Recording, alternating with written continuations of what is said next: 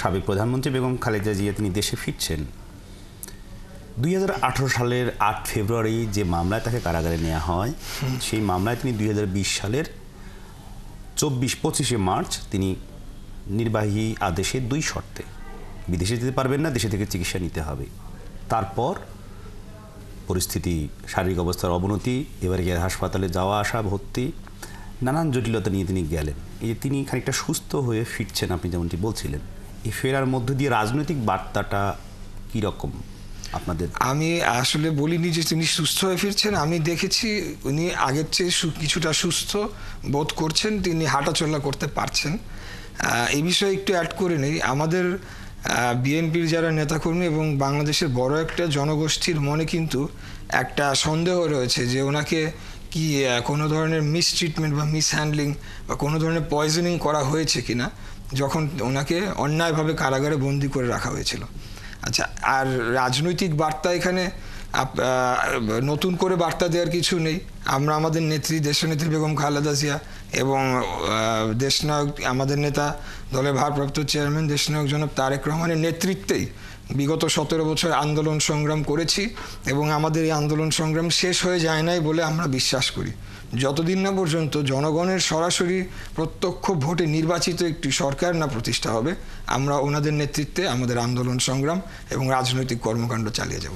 তাহলে আপনাদের মূল দাবি ছিল নির্দলীয় তত্ত্বাবধায়ক সরকারের অধীনে নির্বাচনের দাবিতে।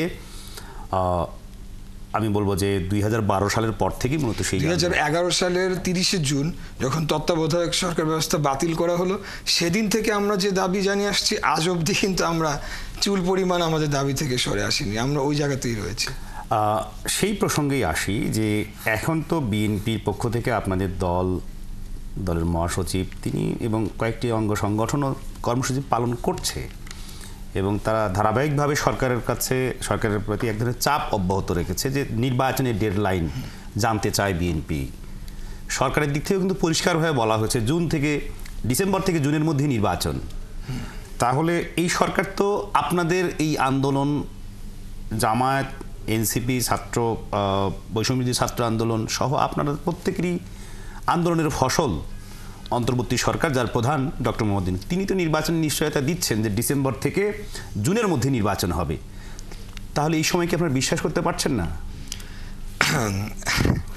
আসলে এখানে অনেকগুলো বিষয় রয়েছে, সব হয়তো পাবলিকলি আমি বলতে পারবো না, বাট যেগুলো বলা সম্ভব সেগুলো বলছি।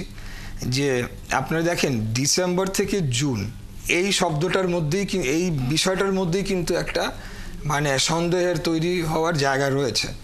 বাংলাদেশের যে আবহাওয়া এবং পরিস্থিতি, সেই অনুযায়ী সাধারণত শীতের মৌসুমে জাতীয় নির্বাচন অনুষ্ঠিত হয়ে থাকে, সেটি ডিসেম্বর অথবা January first week, second week এরকম।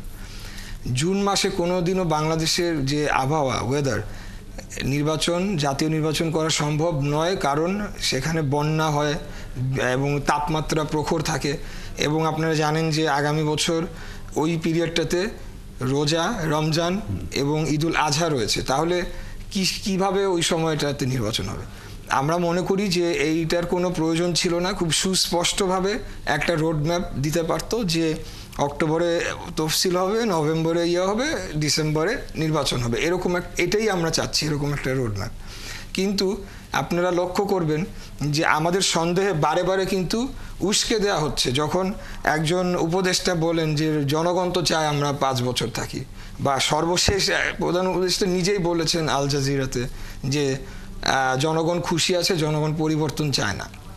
এবং বিভিন্ন গ্রুপদেরকে দিয়ে, বিভিন্ন ছোট বড় রাজনৈতিক দল, নতুন পুরনো, তাদেরকে দিয়ে বলানো হচ্ছে সংস্কারের আগে নির্বাচন না, বিচারের আগে নির্বাচন না।